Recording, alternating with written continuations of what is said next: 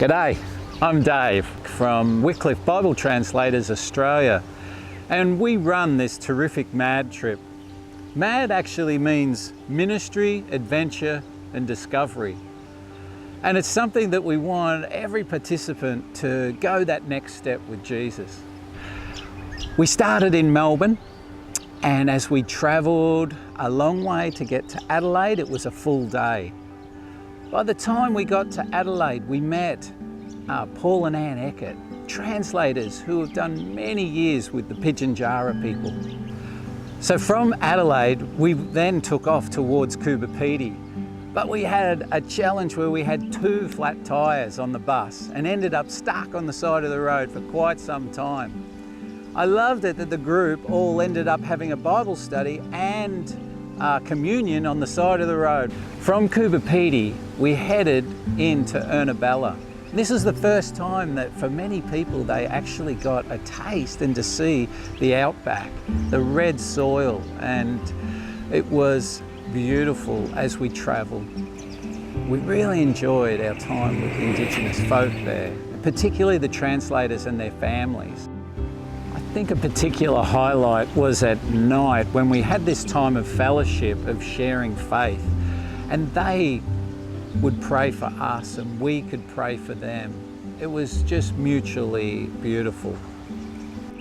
The next day we had some special time with kids, and we also got to go out and cook kangaroo tail and damper with some of our special friends that we'd made.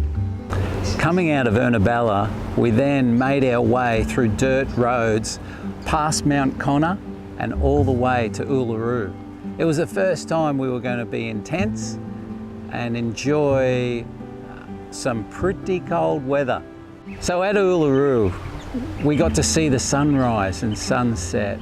We saw some of God's wonderful creation. We walked around Uluru, as well as some got an opportunity to walk up, amongst other walks that we did. Then from Uluru, we travelled all the way to Alice Springs, where we got to meet some of the translators who work with Ausil. We hit the road again and headed up towards Tennant Creek. But on the way, we visited a place called the Devil's Marbles. From Tennant Creek, we headed up towards Katherine, and we stopped off at a little oasis called Mataranka Springs, where we all enjoyed a bit of a swim. Now from Katherine, we headed out to a place called Wadeye.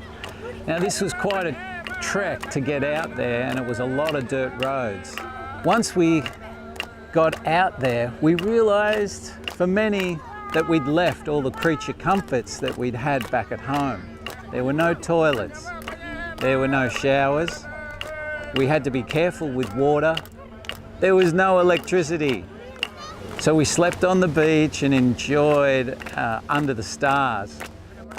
We also enjoyed each night, again, getting together with the Indigenous folk. We did all sorts of other things at night together around fires, and had wonderful days where they would take us and show us special places that were there. While we were travelling, the Lord had been doing a work in many people's hearts in different areas, and one of the team members wanted to be baptised.